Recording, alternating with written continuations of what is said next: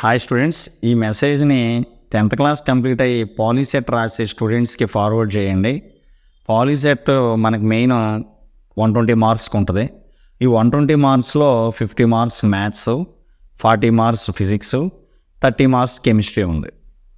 టోటల్గా మనకు 120 మార్క్స్లో ఈరోజు నేను ఈ వీడియోలో కెమిస్ట్రీలో ఈజీగా ఎలా మార్క్స్ రావాలి, 30కి 30 ఎలా రావాలి అనేది చెప్తాను క్లియర్గా.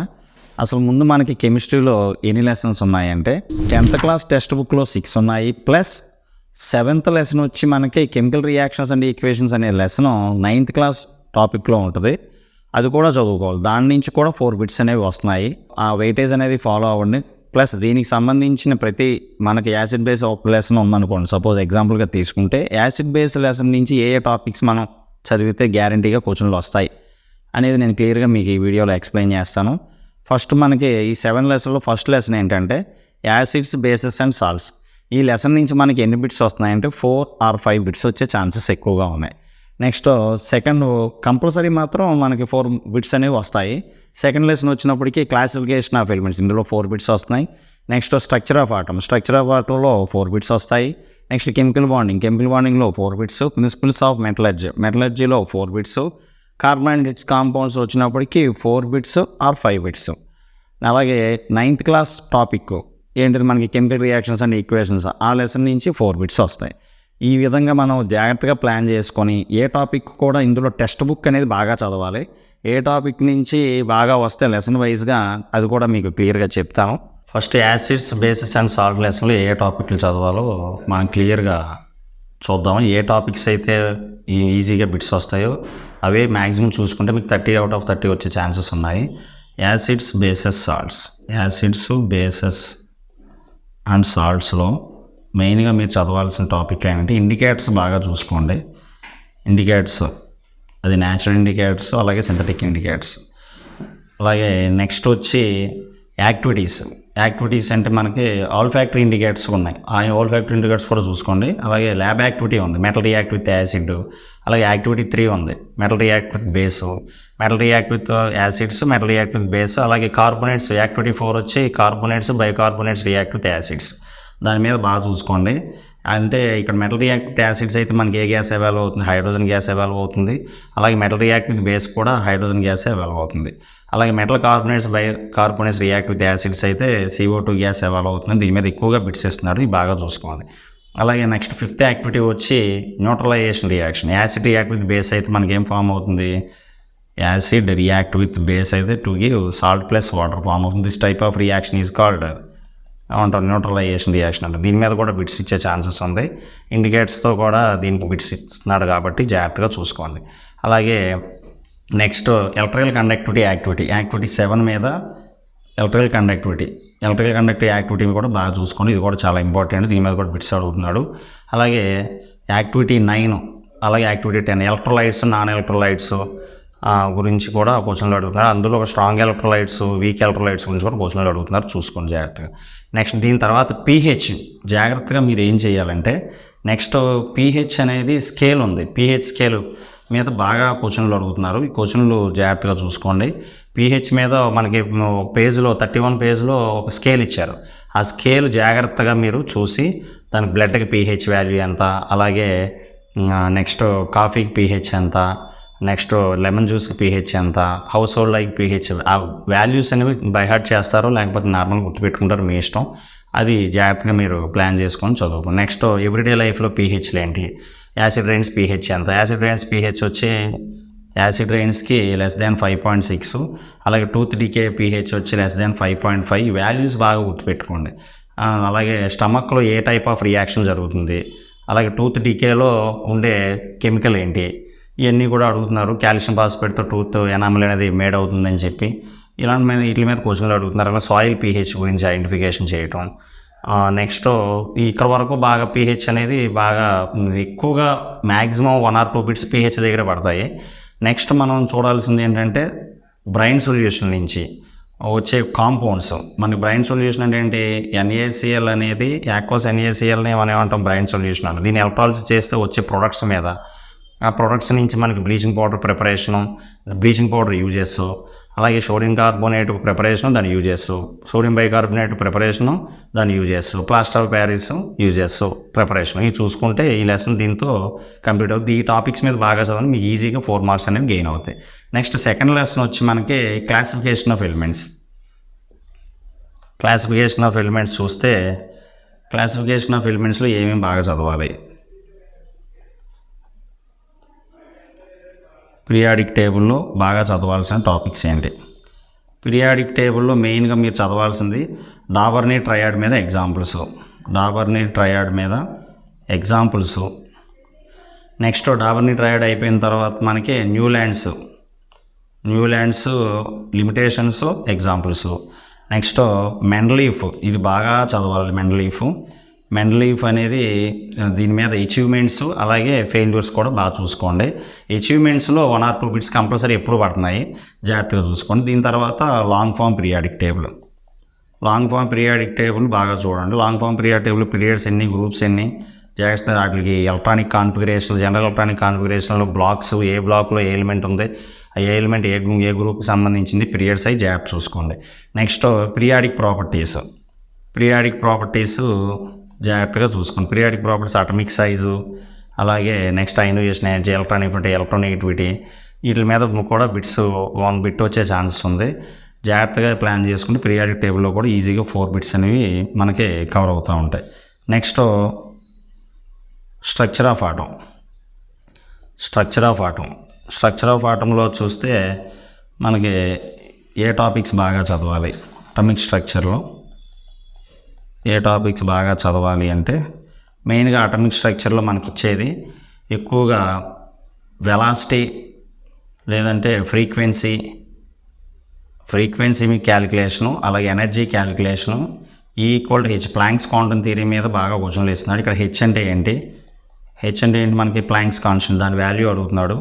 ఈ ప్లాంక్స్ కాన్స్టెంట్ మీద వాల్యూస్ అవి బాగా చూసుకోండి. అలాగే సెకండ్ యాక్టివిటీ ఉంటుంది, కాపర్ క్లోరైడ్ అలాగే స్ట్రాన్షియం క్లోరైడ్ కలర్స్ అడుగుతున్నారు. ఆ కలర్స్ మీద కూడా జాగ్రత్త చూసుకోండి. నెక్స్ట్ బోర్స్ పాస్టులేట్స్లో ఫార్ములాస్ కూడా ఉంటాయి. Maximum number of electrons in an orbit, అలాగే నెంబర్ ఆఫ్ ఆర్బిట్స్కి, నెంబర్ ఆఫ్ ఆర్బిటాల్స్కి ఇలా క్వశ్చన్లు అడుగుతున్నారు. దీని మీద బోర్స్ పాస్టులేట్స్ చూసుకోండి. అది అయిపోయిన తర్వాత నెక్స్ట్ రూల్స్ ఎలక్ట్రానిక్ కాన్ఫిగరేషన్ రాయడానికి మనకు రూల్స్ ఎన్ఎల్ఎక్స్ మెథడ్ ఒకటి, అలాగే ఆబో పౌలీస్ హుండ్స్ వీటి మీద ఎలక్ట్రానిక్ కాన్ఫిగరేషన్ రాయడానికి ఎక్కువగా ఈ రూల్స్ మీద క్వశ్చన్లు బాగా అడుగుతున్నారు. ఈ లెసన్ ఇవి చూసుకుంటే సరిపోతుంది. ఇందులో 4 మార్క్స్ ఈజీగా గెయిన్ చేసుకుంటారు. Next chemical bonding lesson. ఈ కెమికల్ బాండింగ్ లెసన్లో మెయిన్ మనం చదవాల్సింది ఏంటి అంటే అయానిక్ బాండ్ గురించి, ఫార్మేషన్ ఆఫ్ అయానిక్ బాండ్, అలాగే కోవలెంట్ బాండ్, అయానిక్ బాండ్ ఫార్మేషన్కి ఫ్యాక్టర్స్, ఏ ఫ్యాక్టర్స్ అనేది జాగ్రత్త. ఫార్మేషన్ ఆఫ్ క్యాటయాన్కి, formation of cation and anion, దీని మీద ఫ్యాక్టర్స్ మీద క్వశ్చన్ అడుగుతున్నారు. అలాగే కోఆర్డినేషన్ నెంబర్ ఆఫ్ NaCl, NaClకి CSClకి కోఆర్డినేషన్ నెంబర్ చూసుకోండి. ఇది అయిన తర్వాత లూయిస్ డాట్స్ గురించి చూసుకోండి. ఎక్కువగా లూయిస్ డాట్స్ మీద ఒక క్వశ్చన్ కంపల్సరీ పడుతుంది. Next VB theory, valency bond theory మీద క్వశ్చన్లు బాగా అడుగుతున్నారు, చూసుకోండి జాగ్రత్తగా. అది నెక్స్ట్ హైబ్రిడైజేషన్ మీద మాత్రం చాలా 1 or 2 క్వశ్చన్స్ అనేవి బాగా పడతాయి. హైబ్రిడైజేషన్ టాపిక్ చాలా ఇంపార్టెంట్. ఈ లెసన్లో హైబ్రిడైజేషన్ టాపిక్కే బాగా రోల్ ఎక్కువ ప్లే చేస్తుంది కాబట్టి జాగ్రత్తగా 2 బిట్స్ వచ్చే ఛాన్సెస్ ఉన్నాయి. కాబట్టి ఎక్కువగా హైబ్రిడైజేషన్ VSEPR థియరీ బాగా చదవండి. ఓకే, ఇది ఈ లెసన్లో బాగా మనం చదవాల్సిన క్వశ్చన్లు. నెక్స్ట్ లెసన్ వచ్చి మనకి మెటలర్జీ, ప్రిన్సిపల్స్ ఆఫ్ మెటలర్జీలో ఏ క్వశ్చన్లు బాగా చదవాలి అనేది కూడా చూద్దాం జాగ్రత్తగా. మెటలర్జీ లెసన్లో మెయిన్గా కాంపోజిషన్ అంటే LI కాంపోజిషన్, బ్రాంజ్ కాంపోజిషన్ ఏంటి, బ్రాస్ కాంపోజిషన్ ఏంటి, నెక్స్ట్ ఓర్కి మినరల్లో డెఫినేషన్లు బాగా చదవాలి. ఓరు, మినరల్లో ఫ్లక్స్, గ్యాంగ్, ఈ డెఫినేషన్లు బాగా చదవండి. నెక్స్ట్ పేజ్ నెంబర్ 239లో మనకు ఒక టేబుల్ ఉంటుంది, ఓర్స్ ఫార్ములాస్ మీద టేబుల్ ఉంటుంది. ఈ ఫార్ములాస్ ఉన్న టేబుల్లో కంపల్సరీ క్వశ్చన్ గ్యారంటీగా వస్తుంది. Next extraction of ores extraction of ఓర్స్లో మనం ఏం చదవాలి అంటే ఎక్స్ట్రాక్షన్ ఆఫ్ ఓర్స్లో మనకి ఏముంటుంది, కన్సన్ట్రేషన్ ఆఫ్ ఓరు, అలాగే 3 మెథడ్స్ ఉన్నాయి కదా మనకి, concentration of ore, next purification,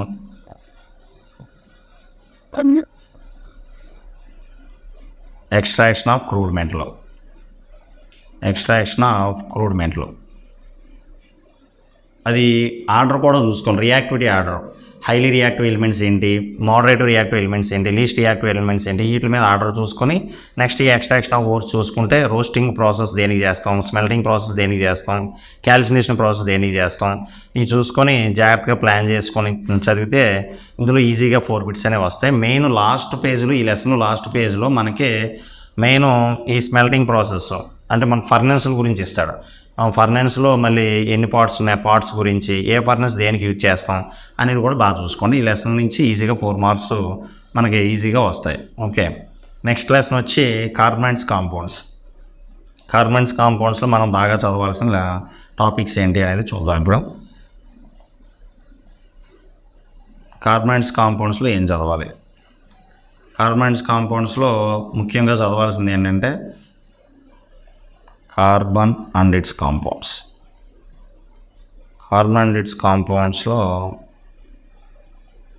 ఏం చదవాలి, కార్బన్ గురించి, కార్బన్ వ్యాలెన్సీ ఏంటి, carbon electronic configuration, electronegativity value, why carbon forms covalent bond, only covalent bonds అవి చూడండి. దానికి నెక్స్ట్ కార్బన్ అనేది సింగిల్ బాండ్సే ఫామ్ చేస్తుందా, మల్టిపుల్ బాండ్ ఫామ్ చేస్తుందా, ప్రమోషన్ ఆఫ్ ఎలక్ట్రాన్ గురించి, ఈ టాపిక్స్ బాగా చూడండి. మళ్ళీ ఇక్కడ హైబ్రిడైజేషన్ టాపిక్కే వస్తుంది. ఇక్కడ కూడా కార్బన్ కాంపౌండ్స్లో హైబ్రిడైజేషన్ గురించి చదవాలి. అలాగే pure orbitals, next hybrid orbitals, pure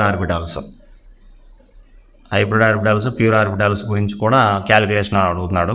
దీని తర్వాత మనకి దీంట్లో ఎల్లో డ్రాప్స్ ఆఫ్ కార్బన్ గురించి కూడా బాగా చదువుకోండి. ఎల్లో డ్రాప్స్ ఆఫ్ కార్బన్లో diamond crystalline form, amorphous form ఉంటుంది. క్రిస్టలైన్ ఫామ్లో మళ్ళీ డైమండ్, గ్రాఫైట్, బక్మిన్స్టర్ ఫోల్డర్ గురించి, ఎమార్పస్ ఫామ్లో దాని గురించి ఎక్స్ప్లెనేషన్ జస్ట్ ఎగ్జాంపుల్స్ గుర్తుపెట్టుకొని ఎక్స్ప్లెనేషన్ ఏం అవసరం లేదు, ఎగ్జాంపుల్స్ మాత్రమే ఇచ్చాడు టెక్స్ట్ బుక్లో, అవే మాత్రమే చూసుకోండి. ఇది ఏది ల్యాంప్ బ్లాక్ ఇలాంటి ఎగ్జాంపుల్స్ ఇచ్చాడు, చూడండి సరిపోదు.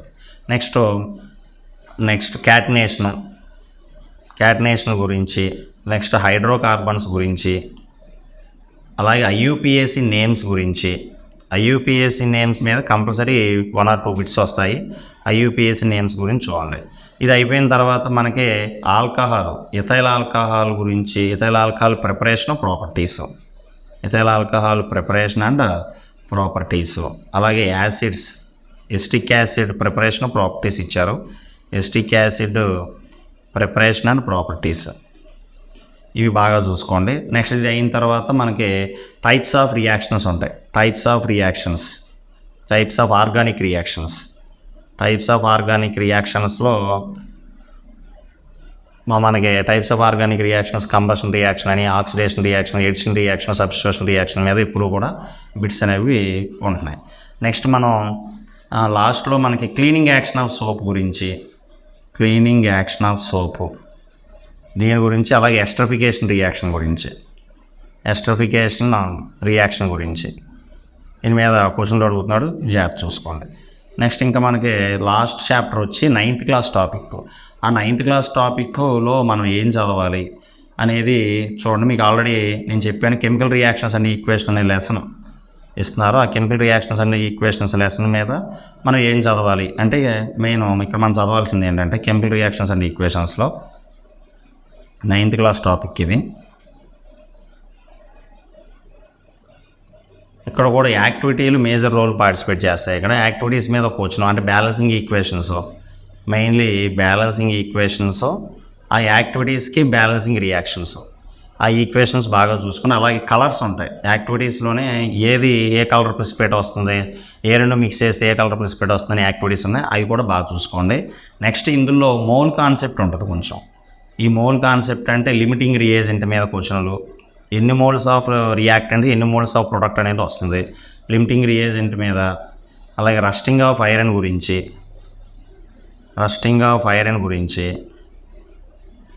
అలాగే కరోజన్ గురించి, బాగా చూసుకోండి. ఈ కరోజను అలాగే ర్యాన్సిడిటీ ఈ క్వశ్చన్లు బాగా వస్తాయి దీని మీద. ఇందులో ఏమి యూజ్ చేస్తారో, దేనివల్ల కరోజన్ జరుగుతుంది, దేనివల్ల ర్యాన్సిడిటీ జరుగుతుంది అనేది కూడా బాగా చూసుకోండి.